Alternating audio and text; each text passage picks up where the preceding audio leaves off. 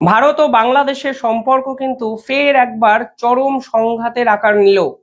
যে খবর বাংলাদেশ থেকে আসছে তা ভারতের জন্য কিন্তু অত্যন্ত উদ্বেগজনক।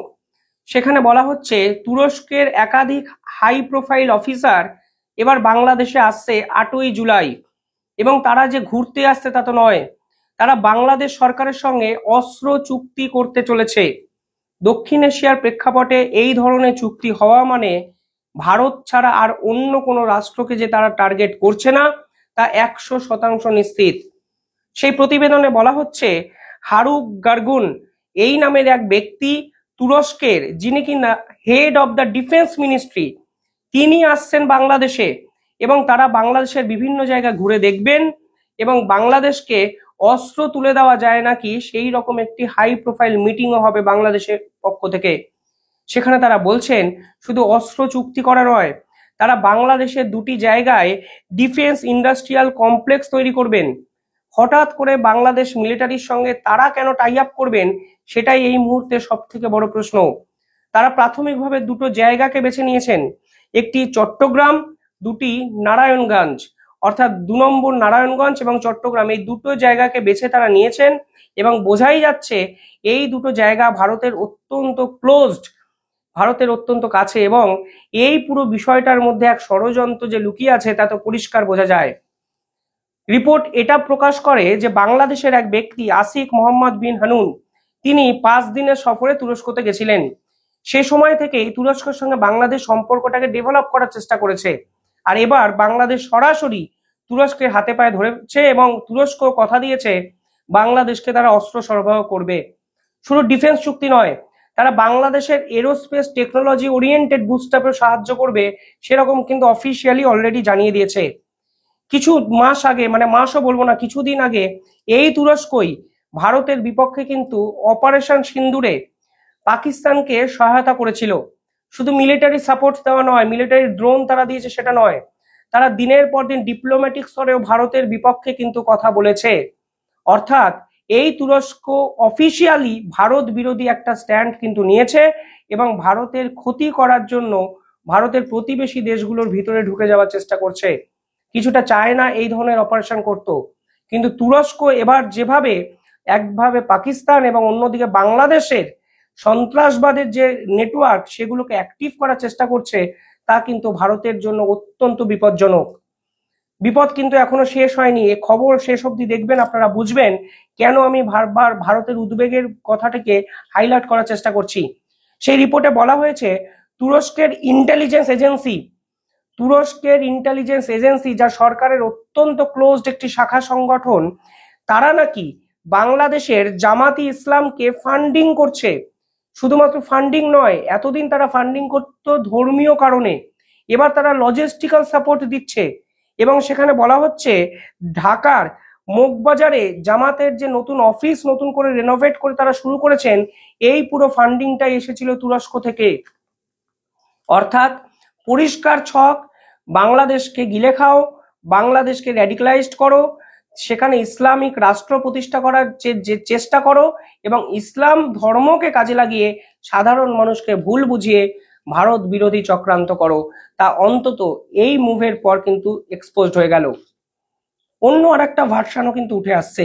অন্য আরেকটি ভার্সান বলছে নরেন্দ্র মোদী কিছুদিন আগে যেহেতু সাইপ্রাস গেছিলেন, এই মুভটা তুরস্ক মেনে নিতে পারেনি।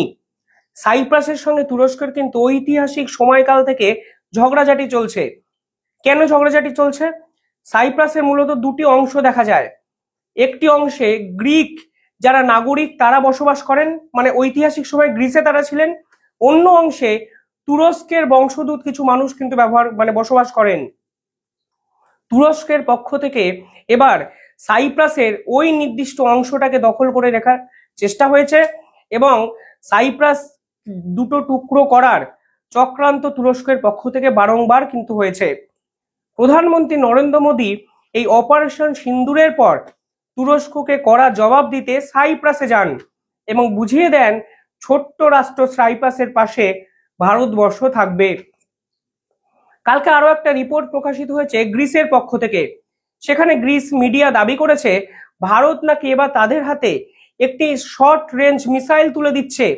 অর্থাৎ গ্রিস যেহেতু তুরস্কের সঙ্গে ইকোনমিক্যাল জোনকে নিয়ে নিজেদের মধ্যে সংঘর্ষে আবর্তিত, সেই প্রেক্ষাপটে দাঁড়িয়ে ভারতবর্ষ গ্রিসের উপর ইনভেস্ট করতে শুরু করেছে, কারণ এই গ্রিসকে দিয়ে তারা তুরস্ককে চাপে রাখতে চায়।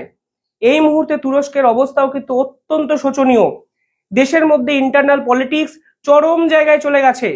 এরদোয়ান মানে তুরস্কের প্রেসিডেন্ট এই ইসলামিক রাষ্ট্রে কনভার্ট করার জন্য তুরস্ককে একের পর এক এমন সিদ্ধান্ত নিয়েছে যে সেখানকার সাধারণ মানুষও সরকার বিরোধী আন্দোলনের রাস্তায় নেমে গেছেন।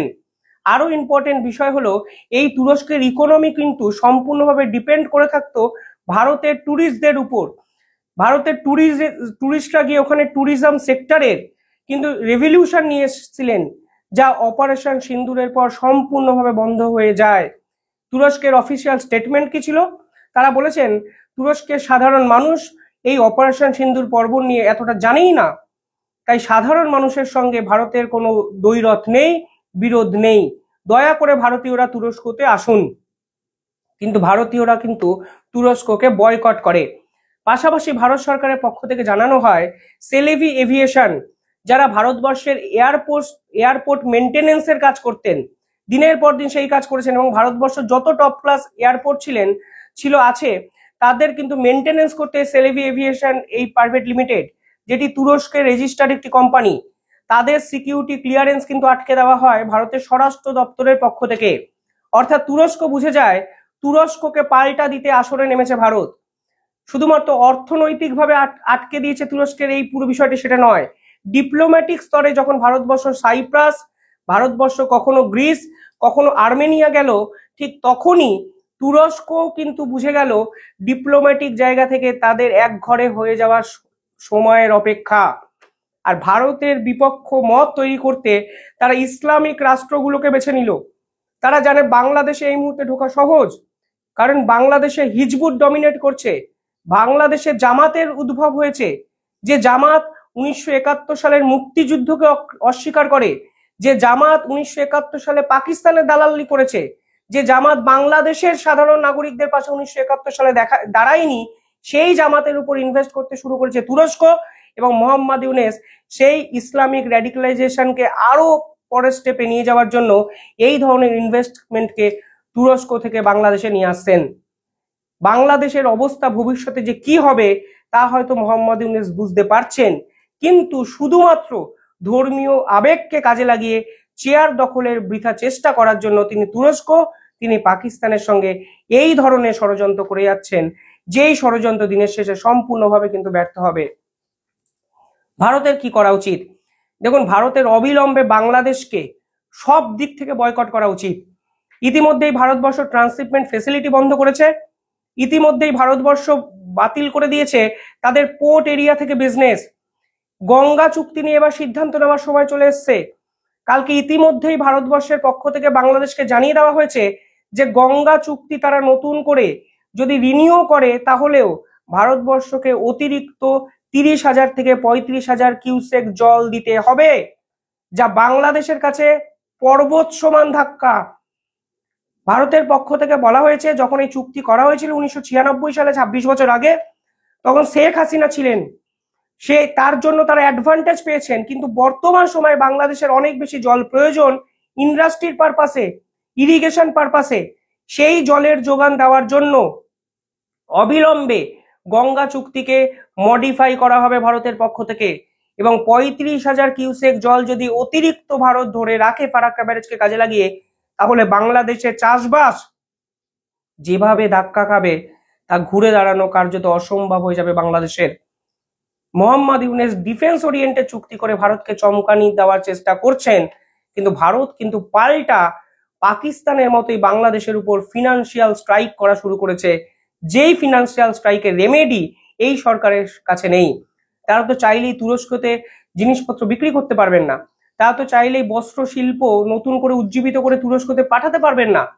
প্রতিবেশী দেশের সঙ্গে সম্পর্ক খারাপ করলে অবস্থা যে কি হয় তা বাংলাদেশ বুঝতে পারছেন। জয়শঙ্করের ভাষায় মূল্য চোকাতে হবে যদি বন্ধুত্ব না রাখা হয়। আর এবার গঙ্গা চুক্তিকে যদি নতুন করে রিনিউ করতে হয়, তাহলে ভারত যে শর্ত দিয়েছে সেই শর্ত পূরণ করতে হবে বাংলাদেশকে। নয় তুমি ভারত বিরোধী ষড়যন্ত্র বন্ধ করো, নয় এই সকল অস্ত্র চুক্তি নিয়ে আমাদের চমকানো বন্ধ করো, নয় গঙ্গা চুক্তিকে বাতিল করো। যে কোনো একটা বেছে নাও। দিনের পর দিন তুমি চায়নাকে সেভেন সিস্টার্সে ডেকে আনবে, তুমি লালমনিরহাটে এয়ারবেস তৈরি করাবে চায়নাকে দিয়ে, তুমি পাকিস্তানের সঙ্গে অস্ত্র চুক্তি করবে, তুমি তুরস্কর সঙ্গে অস্ত্র চুক্তি করবে। তোমার টার্গেট পয়েন্টে ভারত, তা এখন সকলে বুঝতে পারছে। আর ভারতের মতো একটা প্রভাবশালী দেশ, তুমি সেই দেশের সঙ্গে লড়াই করছো, তার তো ক্ষতিপূরণ তোমাকে দিতে হবেই। আজ অব্দি তুমি ভারতের এক চুলো ক্ষতি করতে পারোনি। তুমি হাসিনাকে ফিরিয়ে নিয়ে যেতে পেরেছো? হাসিনা তোমাদের দেশে কারাদণ্ড হয়েছে বলে প্রচার করে দিয়েছো। হাসিনাকে নিয়ে কত লম্ফঝম্প করলে, কত দৌড়ঝাঁপ করলে। আজ অব্দি হাসিনার বিপক্ষে তুমি একটা স্টেপ নিয়ে দেখাতে পেরেছো? তোমার এই দম নেই। আর দম ফুরিয়ে গেছে বলেই কখনো তুরস্ক, কখনো চায়না, কখনো পাকিস্তান, কখনো ভারতকে বাইপাস করে নতুন সংগঠন তৈরি খেলা তুমি করছো, যা আলটিমেটলি বিফলে যাবে যদি ইন্ডাস ওয়াটার ট্রিটির মতো ভারতবর্ষ গঙ্গা ওয়াটার ট্রিটি এক ঝটকায় বন্ধ করে দেয়। এবার কিভাবে সামলাবে, কি করবে? বাংলাদেশের ভবিষ্যৎ নিয়ে ছেলে খেলা যেভাবে মোহাম্মদ ইউনূস খেললেন, তার সুদূর প্রসারী এফেক্ট কিন্তু এই বাংলাদেশে পড়বে, তা আপনারা লিখে নিন। কিভাবে দেখছেন আপনারা পুরো বিষয়টি কমেন্টে জানাবেন। ধন্যবাদ।